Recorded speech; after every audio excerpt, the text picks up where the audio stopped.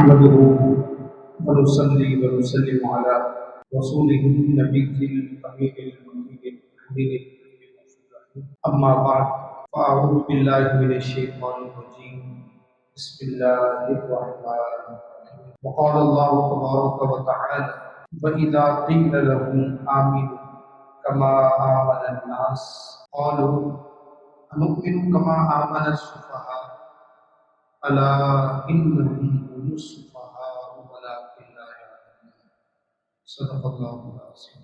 معزز و مکرم سامعین محتشم، ماہ محرم الحرام جہاں شہدائے کربلا سے اور بالخصوص سیدنا امام حسین علیہ السلام سے معمل ہے، وہیں پر اوراق تاریخ کے مطابق حضرت عمر فاروق رضی اللہ تعالیٰ کا ماہ شہادت آج ہم یکم محرم الحرام کی مناسبت سے مناقب سیدنا عمر فاروق رضی اللہ تعالیٰ عنہ کا تذکرہ کریں گے۔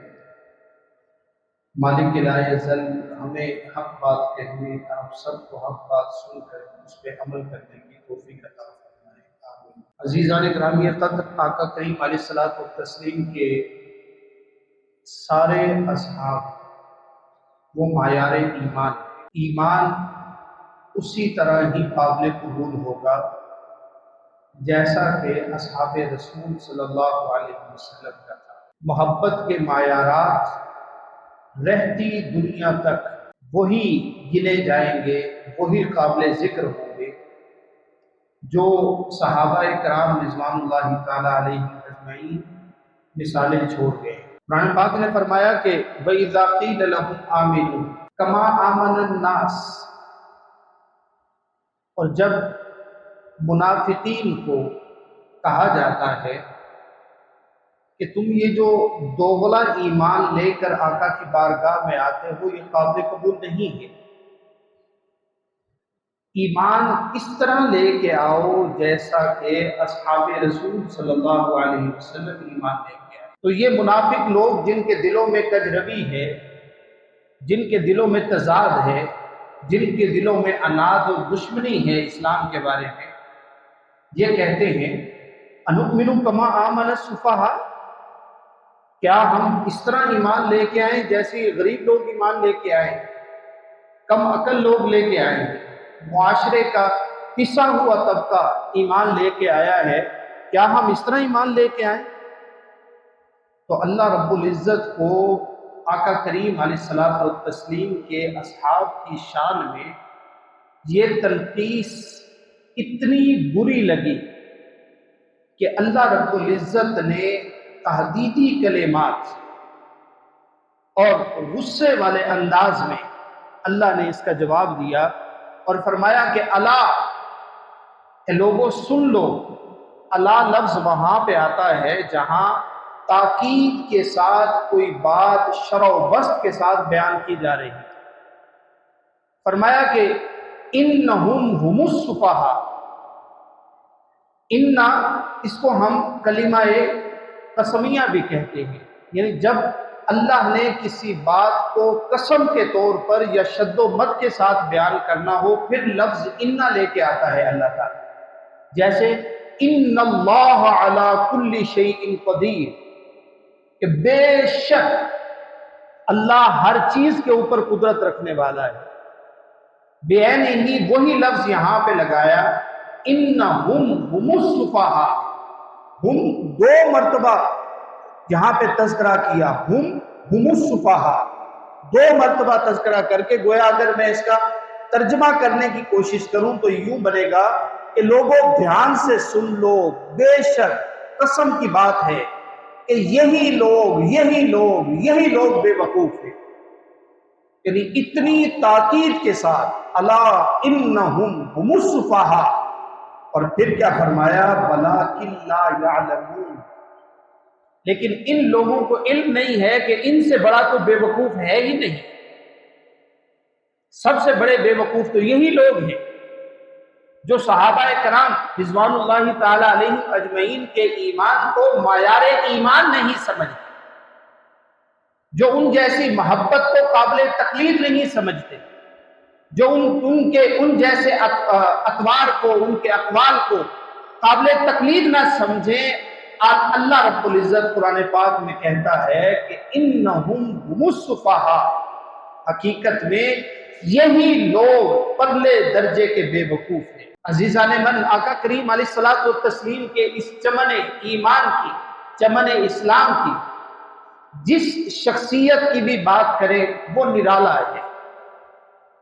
ہر پھول کا رنگ جدا گانا ہے، ہر پھول کی الگ خوشبو ہے، اس کا رنگ الگ ہے، اور اس کی چمن مصطفی صلی اللہ علیہ وسلم کے اندر اس کی بہار، اس کا انداز وہ ایک دوسرے سے جدا گانا ہے۔ اور ہر ایک کے فضائل و مناقب آقا کریم علیہ الصلوۃ والتسلیم نے الگ الگ بیان فرمائے۔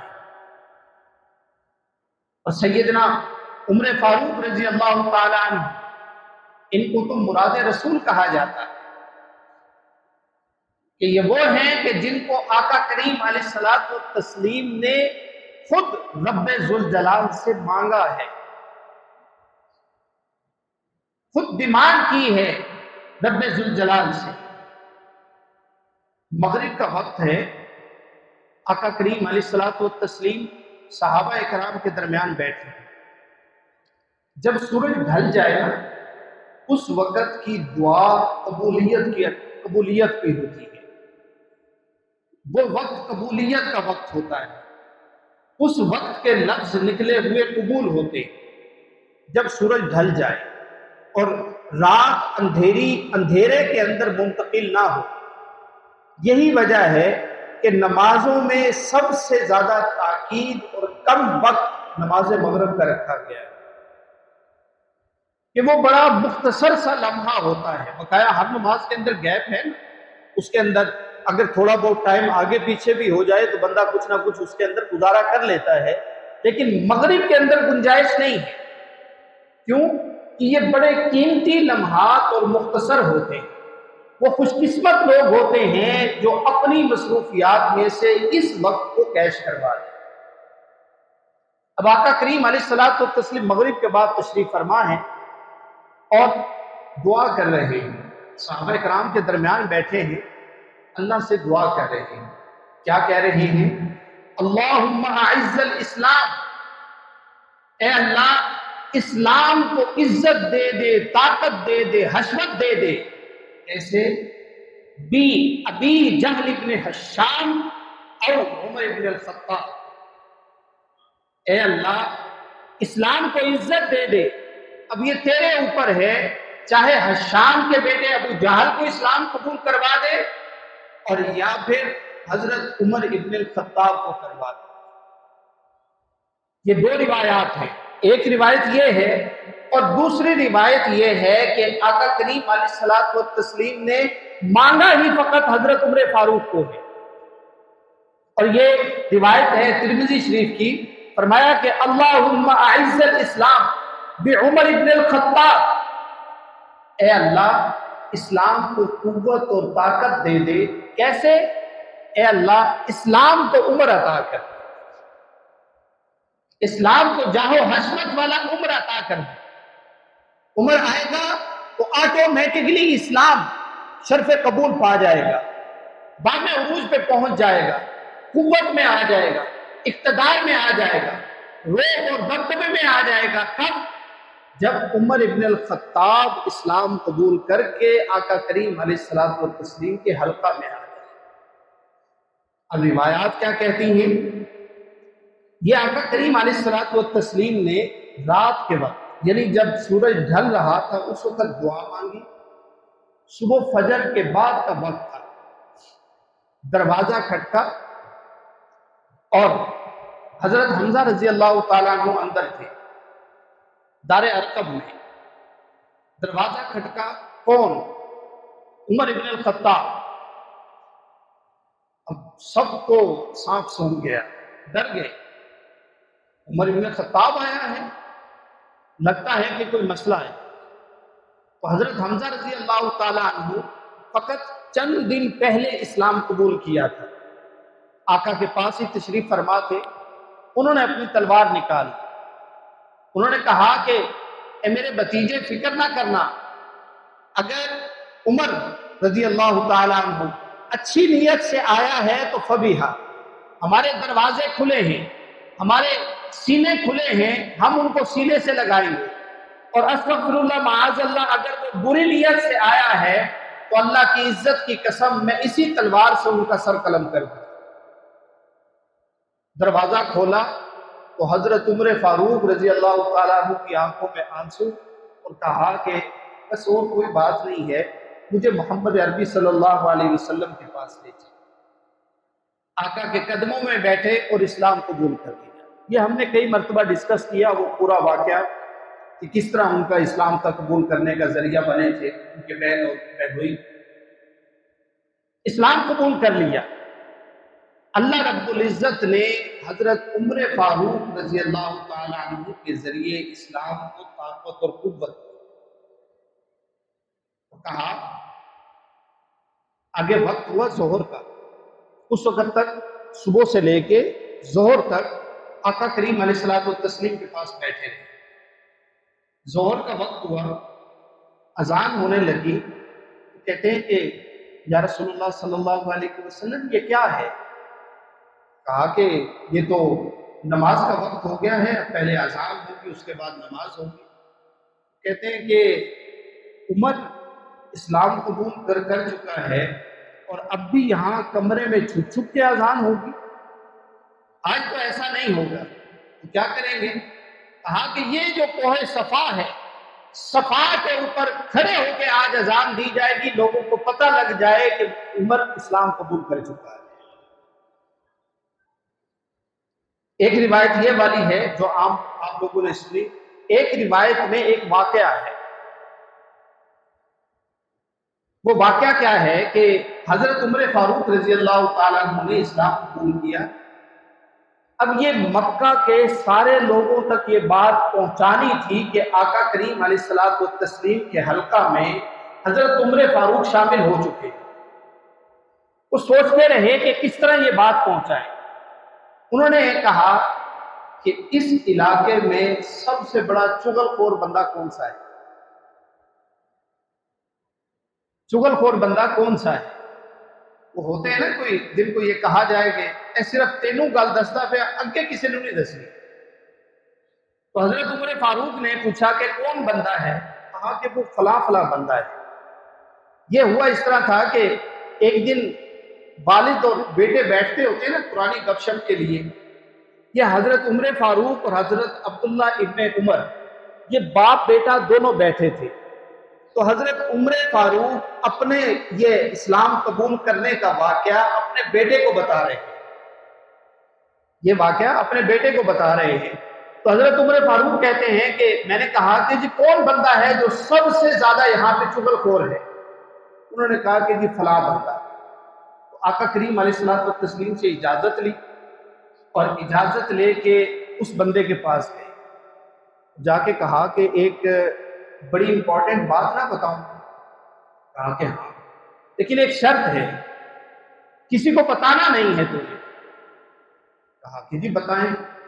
کہا کہ بات اس طرح ہے کہ میں اسلام قبول کر چکا ہوں، لیکن پھر میں تاکید کر رہا ہوں کہ کسی کو بتانا نہیں۔ اس نے کہا کہ جی یہ تو بڑی اچھی بات ہے، آپ محمد صلی اللہ علیہ وسلم کے ساتھیوں میں شامل ہو گئے ہیں، یہ تو بہت اچھی بات ہے، ٹھیک ہے میں کسی کو نہیں بتاتا۔ اب حضرت عمر فاروق خاموشی سے آ کے آقا کے پاس بیٹھ گئے، اور کیا ہوا کہ یہ شخص گیا مکہ مکرمہ میں خانہ کعبہ کے پاس ہی، سردار سارے کے سارے بیٹھے تھے کہ وہاں پہ جا کے کھڑا ہو گیا سرداروں کے درمیان، اور سرداروں کے درمیان میں جا کے کہتے ہیں وہ پتہ ہے آج کیا ہو گیا؟ ایک قیامت برپا ہو گئی ہے۔ کیا ہوا کہ آج تو عمر فاروق رضی اللہ تعالیٰ عنہ وہ اسلام قبول کر چکے ہیں اور محمد عربی صلی اللہ علیہ وسلم کے ساتھیوں میں شامل ہو گئے۔ ان کا غصے کا عالم انتہا درجے کا، وہ سارے کے سارے اکٹھے ہو کے آئے، حضرت عمر فاروق رضی اللہ تعالیٰ عنہ کو زد و کوب کرنے کی کوشش کی۔ تو حضرت عمر فاروق رضی اللہ تعالیٰ عنہ کا وہ ایک مشہور فقرہ ہے جو انہوں نے ہجرت کے موقع کے اوپر بھی کہا تھا، فرمایا تھا، اور یہی یہاں پر بھی کہ بھئی یہ میں کھڑا ہوں، تلوار میرے ہاتھ میں ہے، جس نے اپنی بیوی کو بیوہ اور بچوں کو یتیم کروانا ہو وہ آئے میرے مقابلے پہ آئے۔ یہ واحد تھے سیدنا حضرت عمر فاروق رضی اللہ تعالیٰ عنہ جنہوں نے کیٹاگوریکل یہ فرمایا تھا سیدنا عمر فاروق رضی اللہ تعالیٰ عنہ نے اعلان کر کے کہ میں مکہ سے مدینہ منورہ کی طرف ہجرت کر رہا ہوں، کسی کے اندر ہمت ہے تو آئے مجھے روک کے دکھا دے۔ شجاعت کا ان کا عالم یہ تھا، ایک دبدبہ یہ تھا کہ ہر ایک شخص ان کے نام سے ہی کانپا کرتا تھا۔ یہی وجہ ہے کہ جب اسلامی سلطنت سیدنا ابو بکر صدیق رضی اللہ تعالیٰ عنہ کے بعد تزلزل کا شکار ہوئی تو سیدنا عمر فاروق رضی اللہ تعالیٰ عنہ جیسے ہی کرسی پر بیٹھے سارے کے سارے حالات ایک دم امن کی طرف چلے گئے، وگرنہ اتنا بڑا انتشار ہونا تھا کہ اللہ مال والحفیظ، یہ 10.5-11 سال کا جو عرصہ تھا اس کے اندر اسلام نے وہ طاقت پکڑی کہ جتنے بڑی بڑی سلطنتیں تھیں وہ سب کے سب اسلام کے سامنے زیر نگوں۔ ایک مرتبہ آقا کریم علیہ الصلوۃ والتسلیم اور سیدنا عمر فاروق رضی اللہ تعالیٰ عنہ یوں ہاتھ میں ہاتھ پکڑے چلتے جا رہے ہیں بازار میں، یعنی محبت کا اور ادب کا عالم یہ تھا کہ ہاتھ میں ہاتھ پکڑے ہوئے ہیں جیسے دو دوست چلتے ہیں، ہاتھ میں ہاتھ پکڑے بازار کے اندر چلتے جا رہے ہیں۔ ایک دم محبت نے جوش مارا، حضرت عمر فاروق رضی اللہ تعالیٰ عنہ کی محبت نے جوش مارا اور جوش میں آ کے کہتے ہیں یا رسول اللہ صلی اللہ علیہ وسلم آپ سے ایک بات کہنی ہے لیکن ہمت نہیں پڑتی۔ تو آقا نے فرمایا ہاں عمر بات کرو، کیا بات ہے بات کرو۔ تو کہا کہ یا رسول اللہ کی عزت کی قسم مجھے اپنی جان کے علاوہ کائنات میں سب سے زیادہ محبت آپ سے ہے، اپنی جان کے علاوہ سب سے زیادہ محبت آپ سے ہے۔ تو آقا کریم علیہ الصلوۃ والتسلیم مسکرا دیے اور آقا کریم علیہ الصلوۃ والتسلیم نے فرمایا کہ لا یؤمن احدکم حتی اکون احب الیہ من نفسہ، تم میں سے کوئی شخص اس وقت تک ایمان کی حلاوت کو نہیں پا سکے گا جب تک وہ اپنی جان سے بھی زیادہ مجھ سے محبت نہ کرے۔ تو حضرت عمر فاروق رضی اللہ تعالیٰ عنہ نے ایک لمحے کے توقف کے بغیر آپ نے فرمایا کہ یا رسول اللہ صلی اللہ علیہ وسلم یہ پہلے کی بات تھی، اب کی بات یہ ہے کہ یا رسول اللہ مجھے اپنی جان سے بھی زیادہ اللہ کی عزت کی قسم آپ سے محبت ہے۔ تو آقا کریم علیہ الصلوۃ والتسلیم نے فرمایا کہ الآن اب تمہارا ایمان مکمل ہوا ہے۔ محبت کے معیار لوگوں آقا کریم علیہ الصلوۃ والتسلیم کے اصحاب ہیں۔ فرمایا کیا صحابی کالنجوم بأیہم اقتدیتم اہتدیتم، کہ لوگوں تمہارے سامنے مشعل راہ اور زندگی گزارنے کا طریقہ وہ میرے اصحاب میں ہے، تم ان میں سے کسی کی بھی پیروی کرو گے اللہ رب العزت تمہارے اندر وہ محبت کی چنگاریاں پیدا کر دے گا جو اصحاب رسول صلی اللہ علیہ وسلم کے اندر موجود تھی۔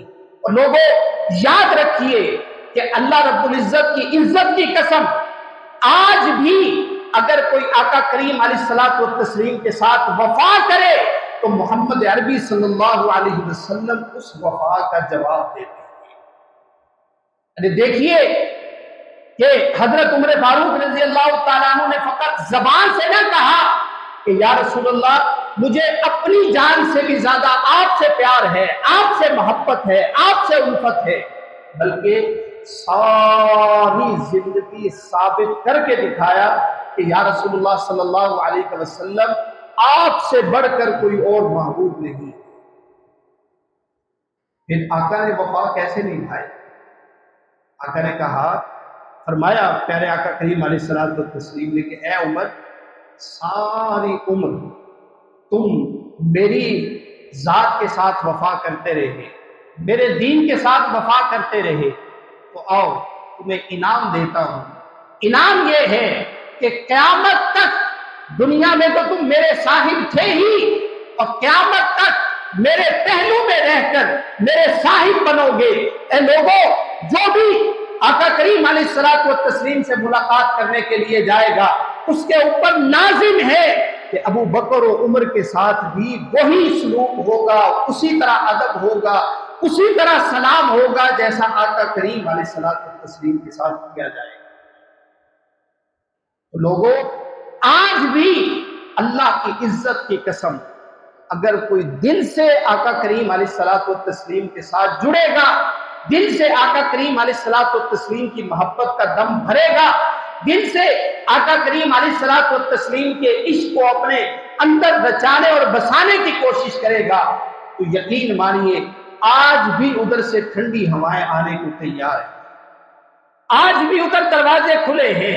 کوئی آئے تو صحیح، کوئی عشق کا سودا لے، کوئی محبت کا سودا لے، کوئی اپنی آنکھوں کے اندر آنسوؤں کا سودا لے، کوئی اللہ رب العزت کی محبت کا سودا لے، ارے اور کچھ نہ لو تو آقا کریم علیہ الصلوۃ والتسلیم کی ذات بابرکات سے وفا کا سودا لے لو۔ یقین مانو کہ آج بھی ادھر سے عنایات کا در اسی طرح کھلا ہے جیسے اصحاب رسول صلی اللہ علیہ وسلم کے لیے تھا۔ لوگوں، فقط فرق اتنا پڑا ہے کہ صحابہ اکرام نے سارا کا سارا فیض پردے کے سامنے سے لیا تھا، اور ہمارے لیے سارا کا سارا فیض اسی طرح موجود ہے۔ فرق صرف اتنا ہے کہ ہم فیض پردے کے پیچھے سے لے رہے ہیں۔ آج بھی ان کی عنایات اسی طرح جاری و ساری ہیں جیسے اصحاب رسول صلی اللہ علیہ وسلم کے لیے تھی۔ اللہ رب العزت ہم سب کو آقا کریم علیہ الصلوۃ والتسلیم کی محبت میں جینا اور مرنا نصیب فرمائے، اور آقا کریم علیہ الصلوۃ والتسلیم کے اصحاب کے نقوش پا پہ چلنے کی توفیق عطا فرمائے۔ آمین۔ السلام علیکم ورحمۃ اللہ وبرکاتہ۔